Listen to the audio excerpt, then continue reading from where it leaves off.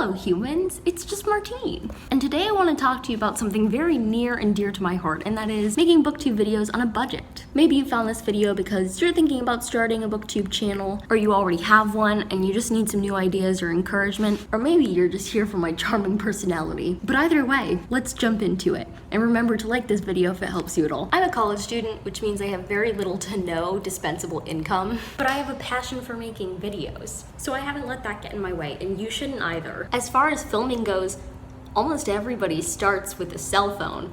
It's kind of a rite of passage. And nowadays, cell phones don't actually have terrible quality. Like, I might not have the best quality, but I also have a pretty old phone. It's an iPhone 5 SE. So the fact that enough people find this bearable to watch that I have literally any subscribers at all is a great sign. Of course, if I continue to consistently make videos for a long while into the future, one day I'll hopefully be able to get a camera of my own, but right now I'm good with this.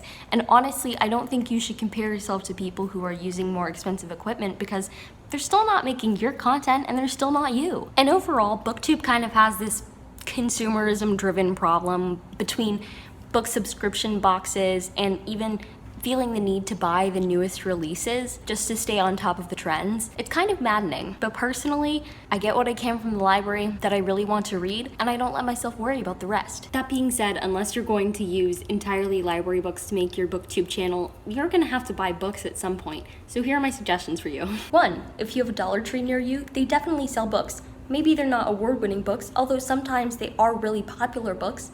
Very rarely if you get lucky, but you'll always find some hidden gems. I have a problem anyway with people only buying popular or hyped books most of the time because there's so many books out there.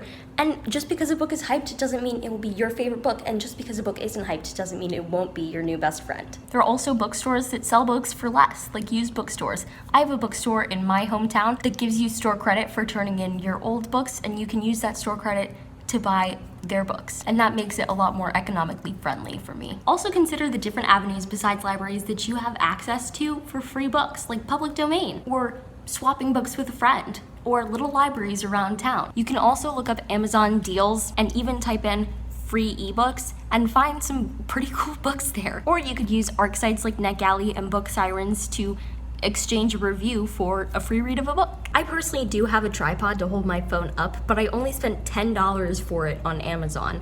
I'll try to link the one I have down below. I also got it on Prime Day so that I got a few bucks off. But if you're looking into any type of equipment, I highly recommend that you do your own research and look through all reviews, especially on sites like Amazon, so that you can gauge the information that you want about a product that you're buying. There's also lots of other stuff that people who make BookTube videos might be spending their money on to help make their videos more of what they want them to be or to help them be successful. Personally, I feel like you can achieve these same ends without spending any money. To make my thumbnails, I use the free version of Canva. I use the free version of TubeBuddy to help me with tags and managing my channel. And I watch lots of other videos and channels that help me with my content creation, like navigating YouTube, which I'll link down below. I think there's some important things to remember here. Like, you don't have to own anything specifically in order to be good enough for the book community, or even the YouTube community at large, or any community really. I know people might think that you do, but that is something untrue that society is trying to force upon you. Is my camera shaking when I do that? Don't fall to the pressure. I know it can be hard sometimes and really discouraging to feel like you don't have the same advantages of other people, and so your content and art won't do as well. But I think if you're really putting your heart into the things that you do, your passion and your time and your energy into what you want your channel to be, then that is a success. And I think it's really toxic to believe either one way or the other that it's bad for people to be spending money that they have and should have a choice as to how to spend, or that it's bad that people don't have money to spend. If you don't have the money to spend on things for BookTube, don't spend money on it. It's not worth it. The main part of YouTube isn't the equipment you have or what books you have access to read. It's all about your personality and what you bring to the table, and that doesn't cost anything. And if you let yourself believe anyone, even you, about the fact that you need a specific something to get started with your channel or to be the content creator that you want to be, realize that they're lying to you. It won't be easy. It will take time. It will take energy. It will be frustrating and you might grow slow. But realize that every step you take is a step in the right direction, that everything you learn is worth the time you're putting into it, and that you're worthy. We live in a really consumerist society, and YouTube especially is a platform where people make up content based on the money that they spend, the things that they buy. But that doesn't have to be the way that it is, and that doesn't have to be who you are.